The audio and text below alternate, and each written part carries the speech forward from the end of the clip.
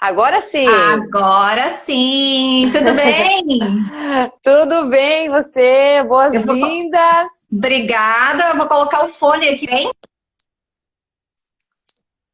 Estamos ouvindo bem, Ah, que aham. ótimo, então. Galera Boa chegando noite, aqui. boa noite, Silvana, boa noite para a galera. Eu já mandei Boa aqui, ó, noite! o meu aviãozinho para várias pessoas. Legal, legal. Gente que tá entrando aí também, ó, já manda o aviãozinho e toca no coraçãozinho, porque assim o Instagram vê que a gente está falando de um conteúdo relevante aqui e mostra a gente para mais pessoas. E vamos É isso aí. compartilhar aqui muito conteúdo de valor, né? Quero agradecer aqui por ter aceitado meu convite aqui, né? Vilciane, maravilhosa, que vai hoje nos dar muitas dicas aí de como lidar com essa ansiedade, né?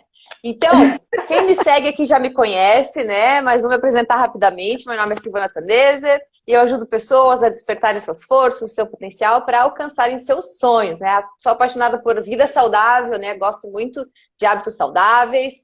E também de trabalhar produtividade, sou empreendedora. E hoje estou convidando, então, aqui a psicóloga Vilciane para nos abrilhantar aqui com muito conteúdo de valor. Então, agora é contigo, pode se apresentar. Certo, obrigada. Obrigada, Silvana. Então, meu nome é Vilciane, todo mundo me conhece por Cuca, então pode me chamar de Cuca. Eu queria dizer que quando vi ali que gosta de vida saudável, que gosta de uma alimentação saudável, de exercício físico, eu falei, opa, já deu match, né?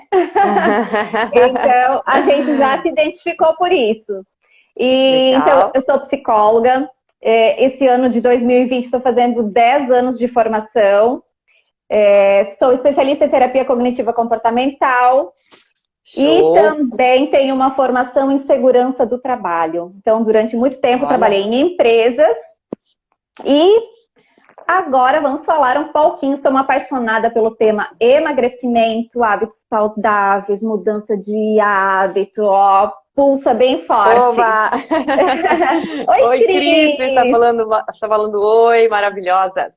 Enfim, hoje vamos falar então um pouquinho sobre ansiedade, né? Principalmente em tempos de pandemia, esse assunto está à tona. E como você também trabalha com emagrecimento, imagino que seja um assunto que chega até você com bastante frequência, né?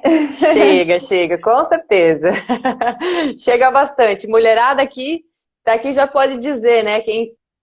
Eu falei antes, no início da live, né? Quem se considera ansiosa, fala eu, mas vou chamar de novo. Quem for, coloca eu, coloca uma mãozinha aí. Bom, Atire a primeira pedra quem nunca teve um tiquinho de ansiedade, né? exatamente, exatamente. Até coloquei como título, né, quando eu fiz a postagem dessa live, que atire o primeiro brigadeiro que nunca comeu por ansiedade, né? Mas hoje, então, né, quero agradecer aqui a sua apresentação. E sim, né, eu também olhei, né, as publicações e a gente se conectou, foi muito legal.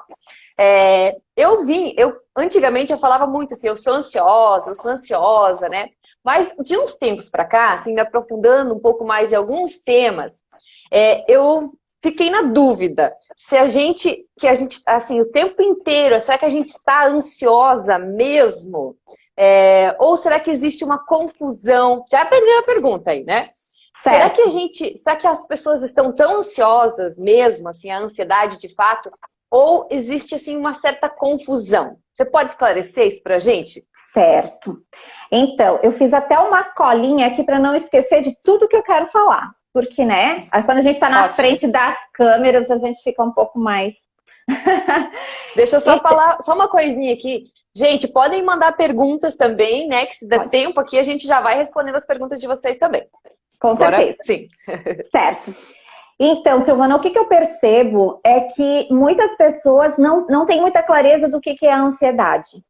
Só que, ao mesmo tempo, elas não têm clareza também em relação a todas as outras emoções. Então, quando eu estou com algum paciente lá em consultório, muitas vezes ele diz, eu sou muito ansioso. Eu sou muito ansiosa, ou enfim. Só que quando a gente começa a trabalhar as emoções em si, a gente percebe que eles não têm muita distinção entre ansiedade, entre medo, entre vergonha, raiva. Então, muitas vezes a gente fala assim, a gente entra num assunto, né? E aí fala, e você sente muita raiva? Não, eu nunca tenho raiva.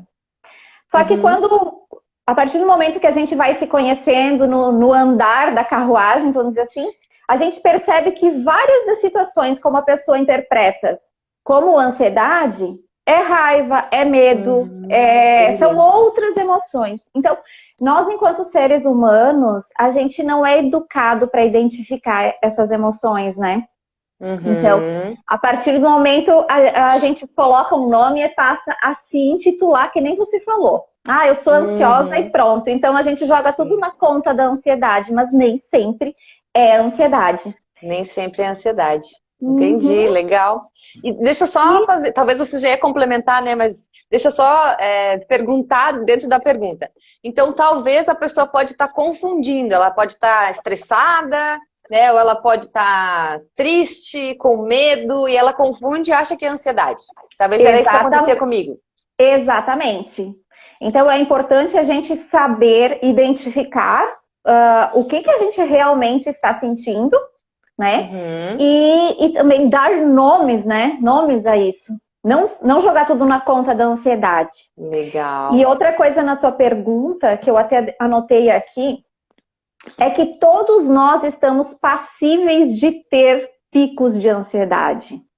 Porque às vezes as pessoas falam assim, mas eu não tenho problema, minha saúde mental tá sempre ótima e não sei o que e tal. Legal, né?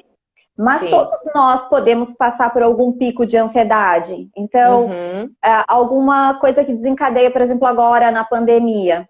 É um momento que algumas pessoas que não tinham vivido nenhum momento de ansiedade, nesse momento, ativou. Quem não, né? Quem não? Então, todos nós estamos passíveis. E tá tudo bem, né? Somos seres humanos e tá tudo certo. Legal, muito legal, muito esclarecedor. Gente, quem tá entrando aqui, não esqueça, dá o coraçãozinho aí e compartilha essa live, tá? Bom, nessa linha aqui dessa primeira pergunta, existe, né, muitas vezes eu já falei isso, tá? Pode me corrigir se eu falei errado, mas algumas vezes a gente se ocupa muito do futuro, né? A gente fica muito com a nossa mente lá no futuro e muitas vezes pensando num futuro de maneira negativa. Isso pode agravar o caso de ansiedade? Com certeza. Então, o que acontece? A ansiedade, a gente até coloca assim, são aqueles pensamentos que começam com e se? E se eu pegar o Covid? E se o hospital não tiver vaga? E se... Então, assim, e se, né? É lá no futuro. Tá. E esse e se, ele é de uma forma catastrófica. Então, eu estou sempre vendo e se de uma forma negativa. Então, usando o mesmo exemplo do Covid. E se eu pegar o Covid, eu já estou imaginando, e se não tiver vaga lá no hospital? Mas já está pensando lá na frente ainda, né? Se morrer, o que vai acontecer, o que vai ser dos meus filhos, né? E assim por diante. Quando começou ali a pandemia, muitas pessoas me mandavam mensagem extremamente ansiosas, mas pensando no sentido assim, porque os meus pais são idosos, sabe? Já estavam assim, catastrofizando de uma forma que já estavam matando os seus pais lá no pensamento ansioso, sabe? Sim. Então, como não gerar um sofrimento? Quando você se apega a esse tipo de pensamento, e assim, a pessoa está num nível tão alto, um pico tão alto de ansiedade, que ela não consegue perceber que ela está catastrofizando, ela não vê outra saída. Então, falou em Covid, morte na certa. Sim, né? Então, não há saída, né? Não há saída. Então, é um pensamento polarizado. Ou 8 ou 80. Né? Então, não existe esse meio termo. E aí vem muito dessa questão da gente entrar meio que no modo sobrevivente, né? Então, é natural, né? Até esperado. A gente vive, a nossa maior motivação é preservar a nossa vida. Então, a nossa mente, ela nos leva, né, a esses pensamentos, né, de que vai dar errado. Então, é até esperado. A grande questão, né, como que eu posso alterar esses pensamentos, começar a pensar diferente, eu acho que é o primeiro passinho para já dar uma acalmada na ansiedade, né? Exatamente. Então, eu trabalho com a terapia cognitiva comportamental, que é justamente a gente observar esses pensamentos. Então, se eu estou catastrofizando, é primeiro assim, tomar consciência disso e falar assim, opa, não é só esse o caminho. Né? Assim, quantas pessoas... Não é a única opção, né? Não é a única opção. Então, se eu estou num momento de muita ansiedade, de um pico de ansiedade, talvez eu não perceba isso. Mas eu posso dividir com alguém. A partir do momento que eu dividir isso com alguém, a outra pessoa pode me dar... Ah, mas espera aí, será que não existe outra alternativa? Muito legal. Quantas... É o exame de evidências que a gente chama. Que evidências você tem que você, pegando o Covid, você vai ficar internado? Ou você é do grupo de risco? Você tem algum outro sintoma? Ou, enfim, a gente vai analisando e vendo se esse pensamento está da forma correta ou não. Muito Essa legal. É a primeira coisa. Porque eu acho que, o meu achismo agora, né? Eu acho que quando você está imersa ali naquela situação, naquele problema, né? Você não consegue ver de maneira todas as possibilidades. Você foca a sua atenção só naquele ponto específico, no perigo, no medo de que aconteça com seus familiares e você é tomado, né? Pela aquela emoção do medo, né? Enfim, acaba só conseguindo pensar naquela situação específica, né, Luciane? Então, é porque para o nosso cérebro, é que nem você falou, é um modo de sobrevivência. Então, se eu estou tendo um ataque, vamos imaginar lá na pré-história, né? Se eu estou na caverna e eu estou prevendo um ataque, eu não tenho que me desfocar com outras coisas, eu tenho que ficar ali atenta. Então, o nosso cérebro, ele é pré-histórico, né? Então, ele vem lá de trás com essa questão fisiológica mesmo, né? Que eu fico ali atenta somente naquela situação. Então, era uma questão de sobrevivência naquela época. Se hoje eu estou tendo uma crise de ansiedade, é porque eu estou prevendo algum perigo. Né? Perigo do Covid, perigo de alguma coisa que está me deixando ansiosa. Ou algo que eu coloquei na cabeça também, né? Pode acontecer. Exato. Sim. São pensamentos distorcidos. Então, eu estou prevendo negativamente algo do meu futuro. Então, é nesse sentido que faz com que a gente filtre o nosso olhar somente para isso. Legal. Olha só, a Tati comentou aqui, eu tive uma crise de ansiedade e fui parar no hospital. Depois fui me autoconhecer e entender o que tinha acontecido comigo. Essa questão que você trouxe no início, né? De que as pessoas não conseguem entender se ela está com raiva, se ela está com medo, se ela está, né, ansiosa, estressada, entediada. Isso é muito do autoconhecimento, né? Conhecer as próprias emoções, né? Exatamente. E talvez foi isso que aconteceu com a Tati. Mas também é importante ter clareza que quando a gente está com uma crise de ansiedade, com sintomas extremamente fortes, existe os sintomas físicos que a ansiedade nos traz, né? Então, ela pode me dar aquela famosa crise de nervos, a crise de pânico, a pessoa paralisa, tem sudorese, vômito. Cada pessoa tem sintomas diferentes. Então, tem gente que dá diarreia, dá dor de barriga, palpitação. Então, é confundido até com um ataque cardíaco, né? Porque a pessoa sente tanta palpitação. Eu já tive. Já contei isso em um post e recentemente. É terrível isso, né? É terrível. Eu achei que eu estava infartando, gente. Eu fui para o PA e eu cheguei lá no pronto-socorro da Unimed, lá em Jaraguá do Sul, e eu falei, estou infartando. E eles me levaram, né, com a fitinha já vermelha, né, e já me deram remédio, já foi para... Porque eu tinha todos os sintomas. Para mim, eu estava infartando. E aí, depois, né, veio todos os exames, não foi, né, mas foi uma soma, né, eu fui somatizando coisas, né, enfim.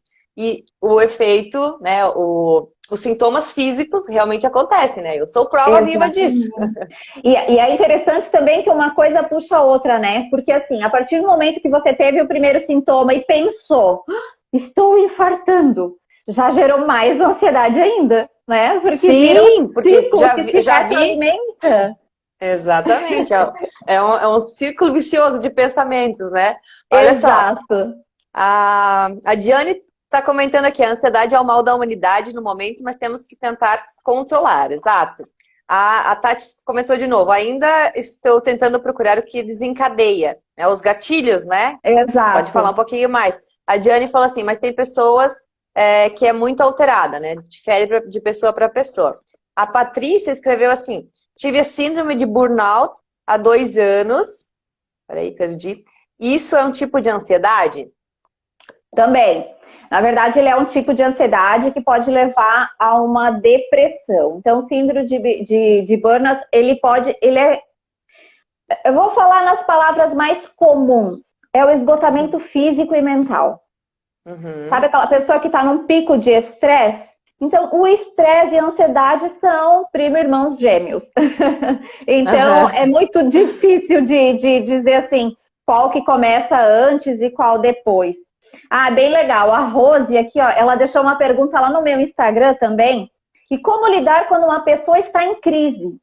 Achei bem interessante, até tinha anotado aqui para responder, mas já que ela entrou ali, obrigada, Rose. Eu acho que essa pergunta vai de encontro à outra pergunta que eu ia fazer aqui, ver se dá para conectar as duas.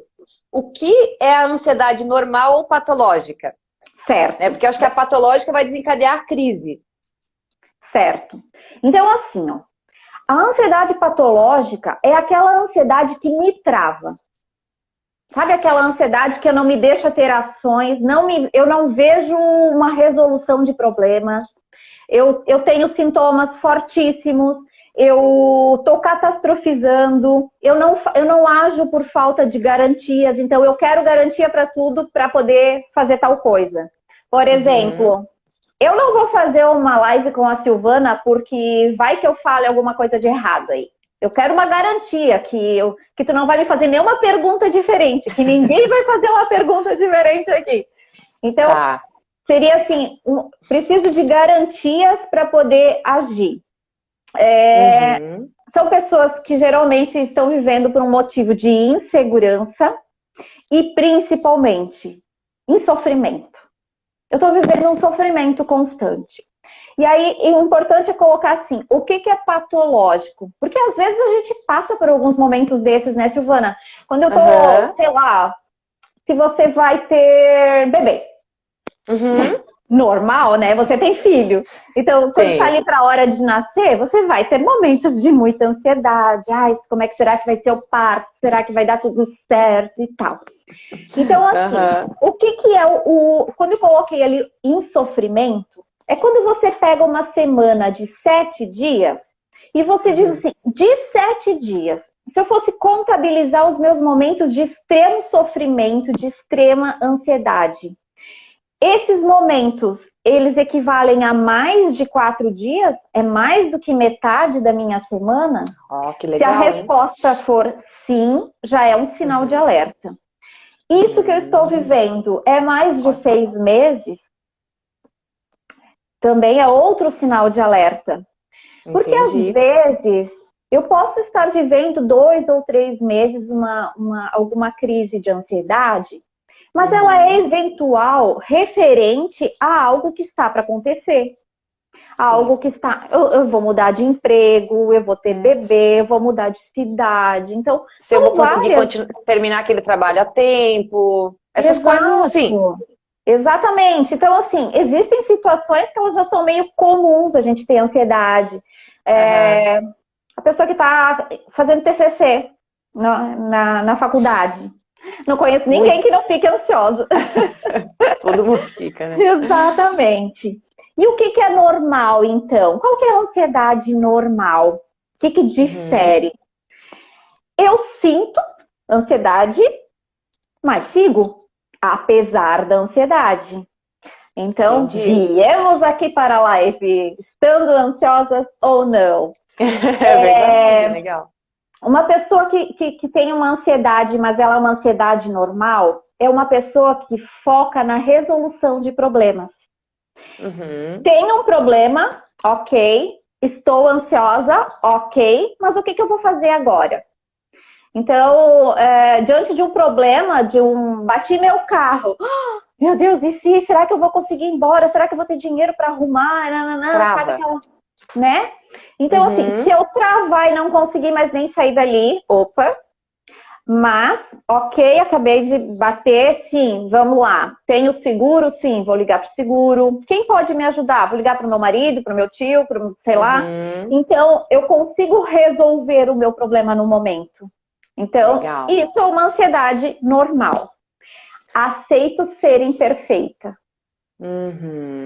É uma pessoa e como lidar quando a pessoa está em crise? Agora, respondendo a pergunta aqui da Rose. Da Rose, né? Deixa eu só colocar mais 2 pontos da normal. Ah, tá. Desculpa. Tolero correr risco. Eu tolero correr risco, né? Eu estou ansiosa, mas eu tolero. E o meu sofrimento, ele é um sofrimento, mas é um sofrimento tolerável. Então, eu gosto de dizer que existe a ansiedade positiva. Se eu sou uma pessoa ansiosa, e aí eu dei o exemplo ali de fazer o TCC, né? Da faculdade. Se eu sou uma pessoa ansiosa, mas uma ansiosa normal, qual que é a minha atitude? Vamos lá, vamos resolver, vamos fazer o quanto antes. Quanto antes eu me livrar dessa bucha, melhor. Não vou deixar para a última hora. Legal. Isso é o normal, né? Então, eu acho que muitas vezes a gente ai, tô ansiosa, será que eu tô... Eu acho foi muito legal esse esclarecimento de que você vai mesmo, você vai ficar, é normal, né? Mas não, existe um lado positivo. Mas não se trava, né? Faz com que você haja. Opa, se eu quero me livrar desse perrengue, vamos dizer assim, eu vou lá e vou fazer o quanto antes, vou me livrar disso. Pelo menos eu vou dormir tranquila, porque eu sei que eu vou entregar na data, tá feito, vou ter tempo para revisar. Então, existe todo um lado positivo. Então, a ansiedade nos defende, né? Ela é uma ferramenta de sobrevivência pra gente. E como lidar quando uma pessoa está em crise? A primeira coisa que é muito importante é aceitar essa pessoa. Não é aceitar, é acolher essa pessoa. Porque no primeiro momento, você que teve essa crise de ansiedade, se você começa a ouvir as pessoas falar assim: ai, Silvana, deixa de frescura, né, Silvana? Vai estar ansiosa com isso? Então, isso vai deixando a pessoa cada vez... Isso não é nada, né? Como não é nada? Você tinha certeza que estava tendo um ataque, né, do coração aí? Que eu peguei o carro e pelada. fui. Simplesmente peguei o carro e fui, né? É a convicção máxima de que sim, está acontecendo, né? Exatamente. E as sensações físicas são iguais. Tanto que no momento que você chega lá no hospital, eles te tratam como se você realmente está tendo um ataque do coração. Porque é muito semelhante. Então, as sensações físicas, o nosso pensamento, ele vai criando e vai dando a sudorese, vai dando tremor, vai puxando, né? Então, acolher essa pessoa é a primeira coisa. A segunda coisa é, talvez dizer assim, você está tendo uma crise de ansiedade, eu sei que está difícil para ti, tá difícil de lidar, mas vamos lá, vamos respirar, porque quando a pessoa está ansiosa, ela respira tão rápido que não dá tempo de oxigenar o cérebro. Então, não entra o ar suficiente. E isso faz com que ela tenha aquela sensação de sufoco, de realmente estar tendo um ataque, né? Falta de ar, de estar tendo um infarto. Então, é importante ajudar essa pessoa a perceber e também a desfocar. Pedir o nome, a idade, sei lá, se for algum familiar, qual que é sabe quando desfoca o assunto? Puxar outro assunto para a pessoa distrair a mente e sair daquele campo extremamente de pensamento, assim, de estou infartando, estou morrendo, não tenho mais chance. Então, é tirar o teu foco, desviar. E daí depois, sim, buscar ajuda, né, profissional, psicólogo, psiquiatra, enfim. Aí buscar uma ajuda para verificar quais são os gatilhos que estão desencadeando essa ansiedade, verificar os pensamentos, se são catastróficos, se não são, e tudo mais. E tratar, né? Para que não volte a acontecer. Exatamente. Na época, só para colocar aqui, gente, como foi a resolução, eu fiz a terapia cognitiva comportamental. Foi excelente, assim. Ótimo. Foi a minha primeira... Oi, Dani! A Dani, minha amiga aí, ó. Ai, boas-vindas. Bom, quem chegou depois que eu não falei boas-vindas, vamos dar boas-vindas de novo aqui para todo mundo. Não esquece que, né, de novo, de compartilhar. Tiago, nosso amigo em comum. Exato. Inclusive, parabéns ao Tiago e a você, educadora hoje é o nosso dia, né? Que rufem os tambores. 2 dias atrás foi do psicólogo, né? E hoje foi 2 dias atrás ou foi? Não, foi dia 27. Dia 27, alguns dias atrás. Alguns dias já. Boas-vindas aqui a todo mundo que está entrando. Fábio entrou agora. Vilciane, essa questão, né, de lidar consigo mesmo e lidar com o outro, eu acho que também vem muito desse princípio de não julgar, né? Da gente não se julgar. Eu tô sendo boba, estou sendo isso, não se autorrotular também, e não rotular o outro, não julgar o outro, né? Muito da empatia também, né? De você ter empatia consigo mesma e com o outro, né? Acho que isso ajuda muito nesse processo. Sem dúvida. E assim, ó, eu sempre falo que às vezes a gente atende às necessidades do outro, mas não atende às nossas. E é uma pergunta que eu faço até para ti, Silvana, que você é mãe, né? Às vezes, eu sempre dou esse exemplo. Às vezes, quando a gente está dormindo à noite, a gente fica com vontade de fazer xixi e a gente não levanta. Preguiça. Mas se o teu filho faz um barulhinho no outro quarto, você, ó, levanta na hora. Vai ver se está respirando, coloca o dedo no nariz. Então, tudo mais. A gente sempre se coloca em segundo plano. Então, é importante a gente ver que, assim, por que para o outro pode estar sofrendo com ansiedade, pode estar sofrendo com depressão, e a gente diz, vai para o médico, vai para o psicólogo, sabe? Por que tu não faz uma atividade física e tal? Mas a gente não faz, né? A gente não tem tempo. Acaba sendo até uma autossabotagem, né? De você sempre se deixar de lado e colocar o outro sempre em primeiro lugar, né? Com certeza. E aí a gente cria historinhas, né? Eu não tenho tempo, eu tenho filho pequeno, a pandemia. Então a gente sempre tem uma história para justificar a minha falta de ação. Vilciane, eu acho que nessa questão aí também entra o comer, né? Vamos falar um pouco dessa questão de comer. Muita gente, eu recebo assim, muita gente que fala, e as meninas falam no desafio, ou falam, né, na rede social ali, ou até nas mentorias, eu tava ansiosa, fui comer, né? Eu engordei porque eu tô muito ansiosa. É ansiedade mesmo, a gente está comendo por outras coisas, sei lá, estresse, tédio, ou outros fatores emocionais.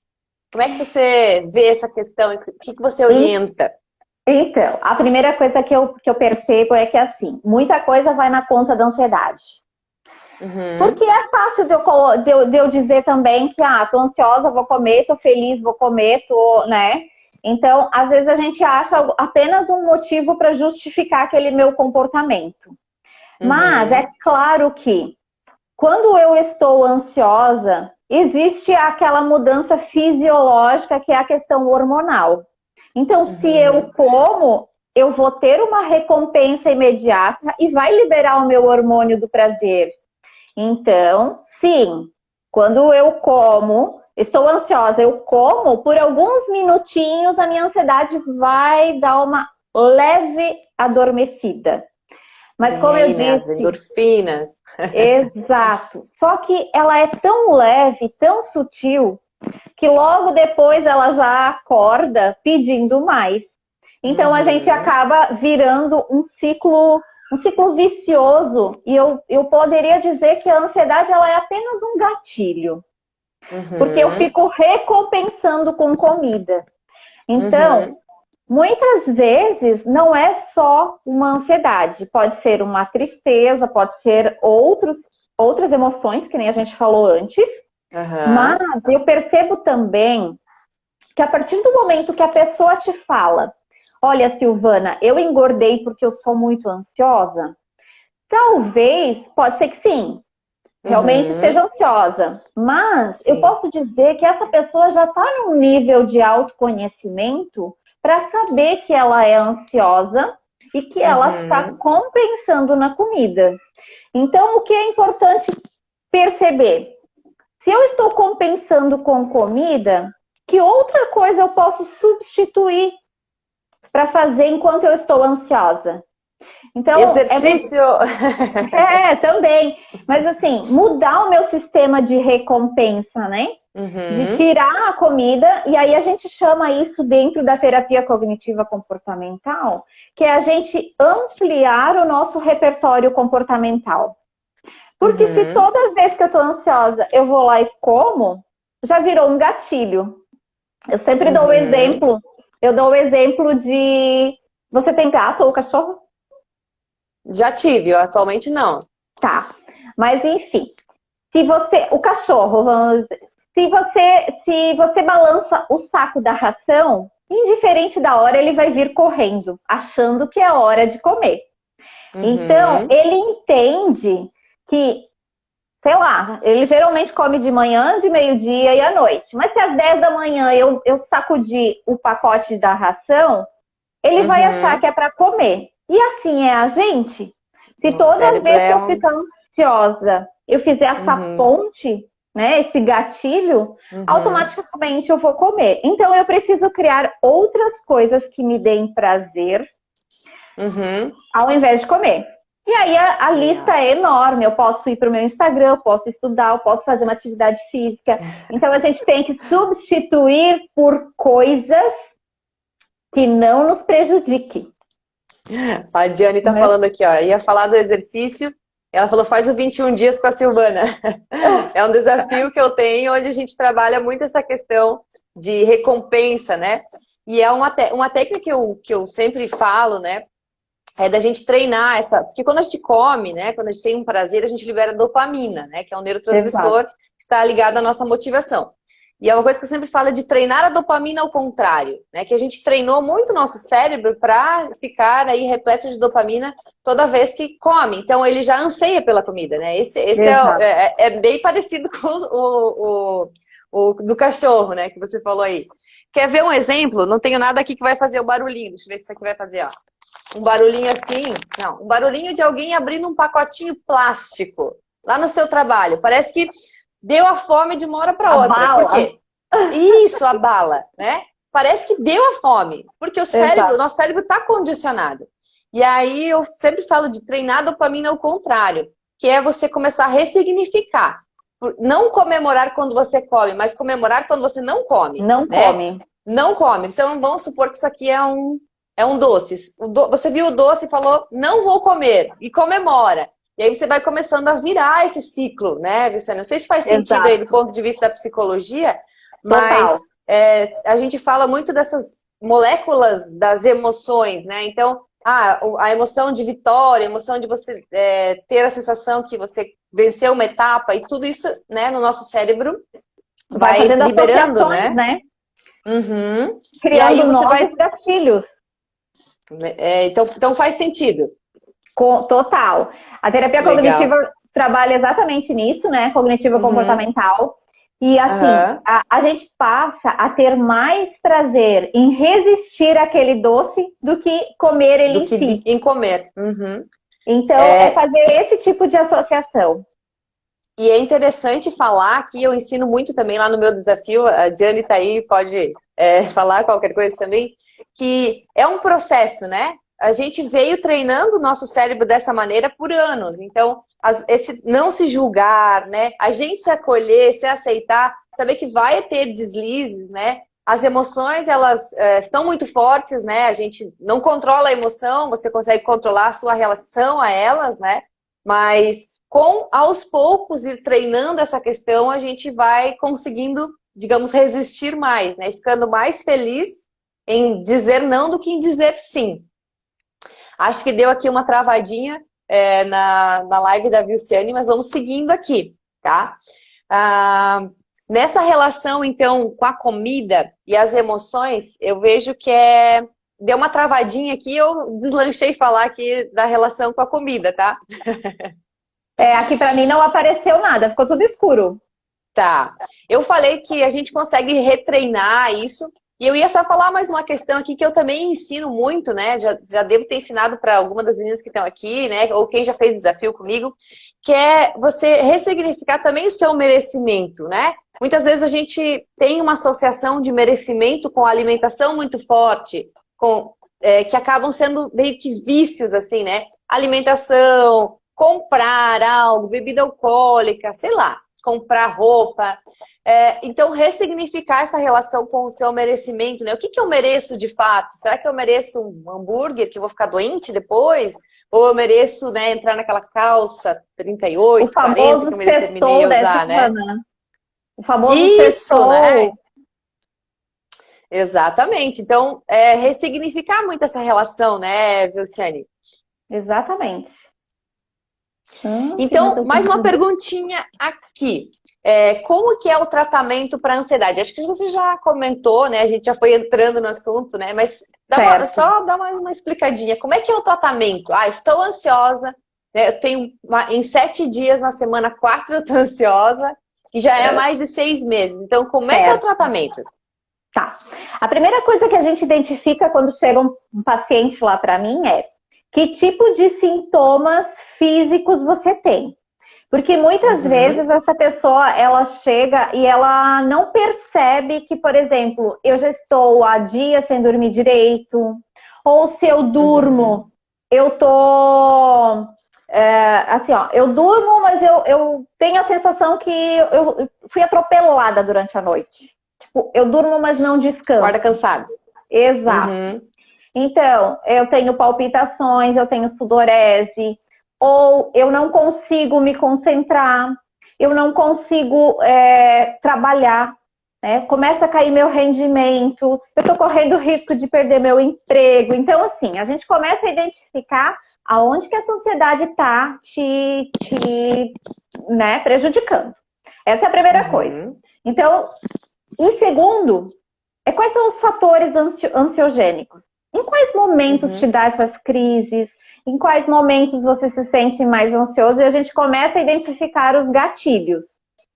Então, a gente vai analisando tudo num conjunto. Cada pessoa é diferente, né? Não existe, assim, uma receita de bolo, né? Exato. Cada pessoa, ela tem um funcionamento diferente. E aí, a gente entra para aceitação. Uma coisa bem importante de deixar claro, Silvana, é que assim, ó, existem pessoas que elas têm uma baixa tolerância a esses sintomas. Então, elas têm a impressão que assim, ó, eu não posso sentir nem um tiquinho assim de ansiedade. Só que não tem como a gente tirar tudo isso, entende? Às vezes eu simplesmente tenho que aceitar e dizer, ok, estou ansiosa, mas o que eu posso fazer para melhorar essa minha sintomatologia? O que eu posso fazer para me sentir menos ansiosa? E aí a gente entra também na questão do autoconhecimento. Quando eu já sei o que me deixa ansiosa, quais são os fatores que alteram, né, que me deixam ansiosa, quais são os gatilhos e quais são os sintomas que eu tenho, aceito que tenho a ansiedade, mas a gente entra o que a gente chama de terapia de aceitação e compromisso. Aceito, ok, mas não fico lá chorando, ai, vou ficar ansiosa. Não, qual é o teu compromisso em a gente criar ferramentas para essa mudança? Então, o que podemos fazer para melhorar a tua vida, para te livrar desses sintomas? Talvez seja... talvez não, né? O que também é indicado? Uma boa alimentação, exercício físico, exercícios de atenção plena, né? Ou meditação. A gente trabalha também... Isso, coincidência. A gente trabalha também a descatastrofização desses pensamentos, né? Vamos lá, você está ansiosa em relação ao quê? Eu acho que eu nunca vou emagrecer na vida. Então a gente começa a trabalhar essas crenças, né? Nunca vou emagrecer. A gente vai verificar esses pensamentos dicotômicos, né? Nunca, ou jamais, ou eu sempre. Sim. E também a gente trabalha a resolução de problemas. Porque às vezes a minha ansiedade é por um problema real. Estou com meu pai doente, estou com meu filho doente. Ele é real? O que eu posso fazer para aliviar esses sintomas? Então a gente começa a trabalhar com uma resolução de problemas, né? Vai dividindo. E às vezes a gente precisa também de medicação. Porque eu posso estar num período de tanta ansiedade que eu já posso estar fazendo atividade física, eu já faço meditação, eu já me alimento bem, eu já tento dormir cedo, já faço a higiene do sono para dormir mais cedo e mesmo assim não está funcionando. Por quê? Porque existe uma parte química, né? Uma parte fisiológica, que é a minha parte hormonal, que ela não está dando conta, não está produzindo os hormônios necessários. Então, a medicação vem para repor essa parte hormonal. Então, por isso que é bem importante. Existem pessoas que, assim, em vez de eu fazer um tratamento com psicólogo, eu vou só tomar medicação. Vai ajudar? Perigo? Vai. Não, ele vai ajudar por um tempo, porque ele vai... Mas alguém tem que receitar, né? Com certeza. Com certeza.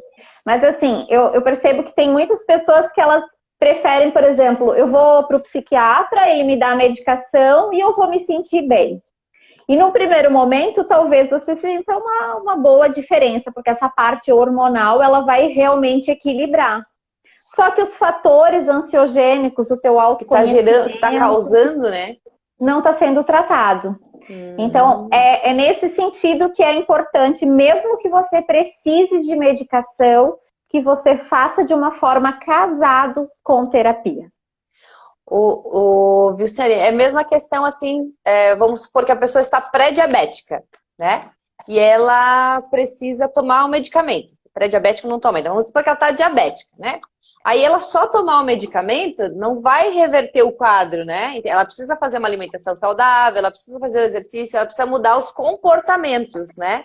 Exatamente. Só tomar o remédio não adianta, né? É mais ou menos nessa mesma linha. A partir do momento que ela só toma o remédio, mas ela continua comendo um monte de doces e um monte de outras coisas, uma coisa está anulando a outra.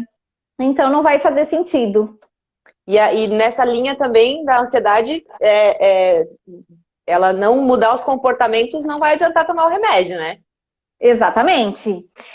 Uma mudança comportamental e, assim, às vezes essa resolução de problemas mesmo, né? Porque a pessoa está com um nível de ansiedade tão forte que aquilo que a gente comentou antes, ela só vê aquela saída. E, assim, tudo tem dois lados, né?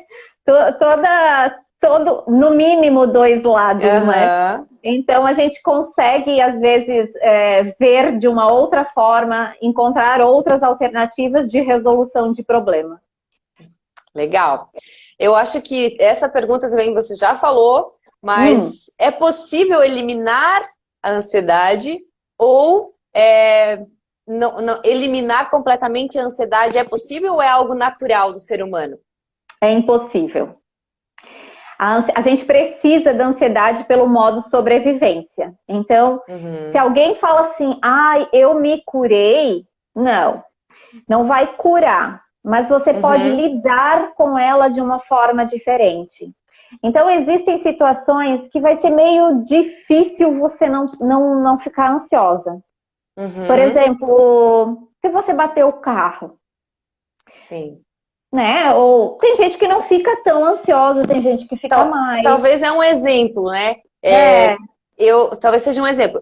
Sempre que eu vou fazer uma palestra, seja para 20 ou para 200 pessoas, eu fico ansiosa. Eu tenho sudorese. O que aconteceu comigo lá desde 2016, que foi a primeira palestra que eu fiz, até hoje, é que hoje eu já não ligo muito para esse sintoma. Eu suo bem menos, né? Só que Exato. lá no passado eu já tive até quase momentos de, ai, vou inventar que eu tô com dor de barriga para não ir, não ir fazer a palestra, porque era uma ansiedade que eu não conseguia controlar muito bem, né? E eu acredito que Exato. hoje, não é que não vou ficar mais ansiosa, eu acho que muito do medo também é isso, né? Não é que você não vai mais ter medo, você vai aprender a lidar com ele. Funciona, é desse sentido também em relação à ansiedade, Exato. então. E olha só como é interessante esse teu exemplo. Existe duas questões que a gente precisa entender. A primeira é, se lá em 2016 que você falou? 16, aham. Tá. 2015, 2016. Tá. Se lá em 2016 você tivesse inventado que estava com uma dor de barriga e você não iria enfrentar, a próxima palestra que você tivesse, você sentiria ainda mais ansiedade. Então, a partir do momento que você começa a se expor, você vai diminuindo isso. Dentro da terapia cognitiva, a gente chama de dessensibilização sistemática. Quanto mais eu vou me expondo, quanto mais frequente eu faço, a tendência é ir diminuindo. Essa é a primeira situação. A segunda situação é entender. Você fica ansiosa não por falar em público, mas pelo teu medo de errar em público. O que as pessoas vão falar do que eu falei, né? Como que as pessoas vão me julgar? É aquele fantasminha que a gente cria na nossa cabeça, né? Aquele fantasminha que fica ali. O que as pessoas vão dizer? Será que eu sou boa bastante? Nossa, mas eu não estudei tanto. Será que eu tô sendo ridícula, né? Aquela síndrome de impostora, sabe? Nossa, mas eu dar uma palestra, eu fazer uma live, né? Está sempre ali na nossa mente, né? Exatamente. Então, essa ansiedade, eu sempre falo assim, ó, tem gente que tem, por exemplo, ansiedade em dirigir. Eu tenho medo de dirigir. E, eu odeio dirigir. Né? Já diz, eu odeio dirigir, mas porque tem ansiedade, tem medo. Não é que tem medo de dirigir ou odeia dirigir. Você tem medo, primeiro, de deixar o carro apagar ou de bater o carro. Esse é o primeiro medo. De estacionar. Mas segundo, o que você não gosta não é de dirigir. Você não gosta das sensações físicas que você sente. Que é o tremor, é a sudorese, é aquele... Né? Quando você vai subir no palco. Aquela sudorese, aquele calorão que dá, a boca fica seca. Sim. Então, essa sensação física é que eu não gosto. Mas talvez depois que você tá lá na frente, você começa a falar, vai embora. Vai embora, né? Exatamente. Se uma pessoa aplaudir, beleza. Nossa, né? Daí, né? E aí vai embora. Então é muito de enfrentar também, né? Da gente não se julgar, né? Eu vou vou dar o meu melhor, né? Ok, né? Se as pessoas não gostarem, tá tudo bem. E enfrentar, né? Eu acho muito disso, né, Vilciane? E assim, pode vir aquele pensamento. Vilciane. Eu achei que tava falando errado. Não, Vilciane, Cuca. Vilciane, assim, ó, é aquela coisa assim, ó, vai vir talvez aquele pensamento, será que eu tô sendo boa o suficiente? Aquela coisa do síndrome do impostor, né? Mas ao mesmo tempo você pode responder, nem Jesus agradou a todos, né? Então por que é que eu, nobre, pobre mortal, preciso agradar todo mundo? Exatamente. Então existem coisas que a gente mesmo cria, são pensamentos que vêm na nossa mente, e a gente acredita e não busca evidências, né? Poxa, se alguém comprou o ingresso para tua palestra, porque confia em ti, porque quer ouvir o que você quer falar. Estamos com 18 pessoas agora. Se a gente manteve, é porque alguma coisa esse assunto conectou com o que elas precisam ouvir ou precisam entender. Então, algum sentido está fazendo. Exatamente, eu acho que assim a gente vai construindo, reconstruindo também muitas coisas em nós, né? Nossa autoconfiança, nossa autoestima, né? Que tá tudo bem, né?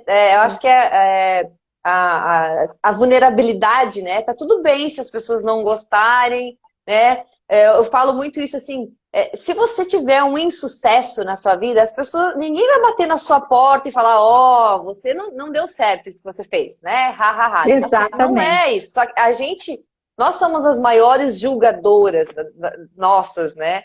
Então, acho que esse gerenciar os pensamentos é um passo importante para conseguir ter essa inteligência nas emoções e na ansiedade, né?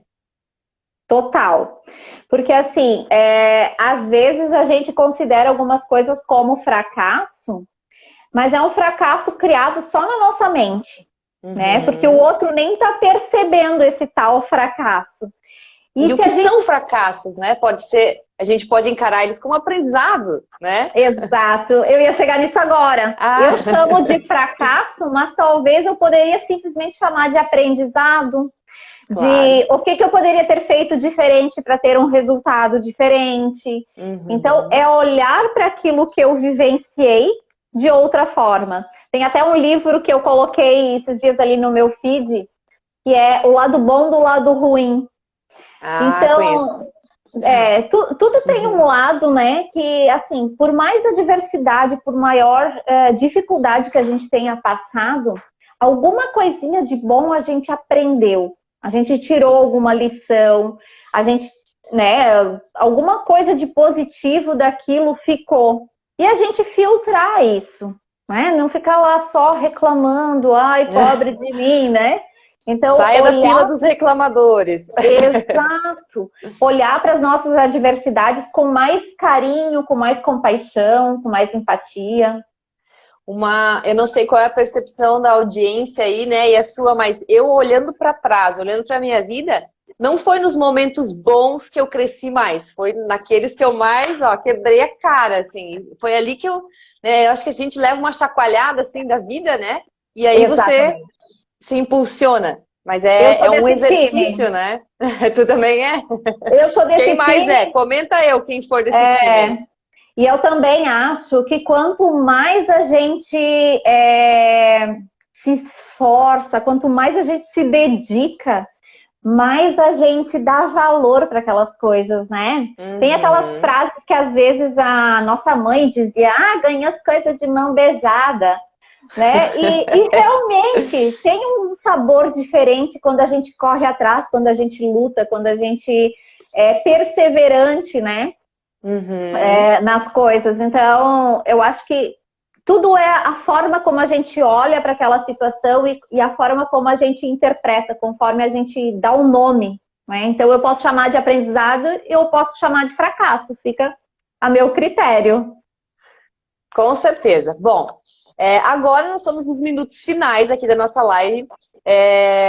Quais que são, assim, as suas dicas, né? A gente até fica uma coisa meio estranho falar dicas, mas assim, o que você diria para uma pessoa que, estou muito ansiosa ou estou com dificuldade de entender que se eu estou ansiosa, o que você diria para essas pessoas? O que você diria para nós que estamos ansiosas aí com a pandemia?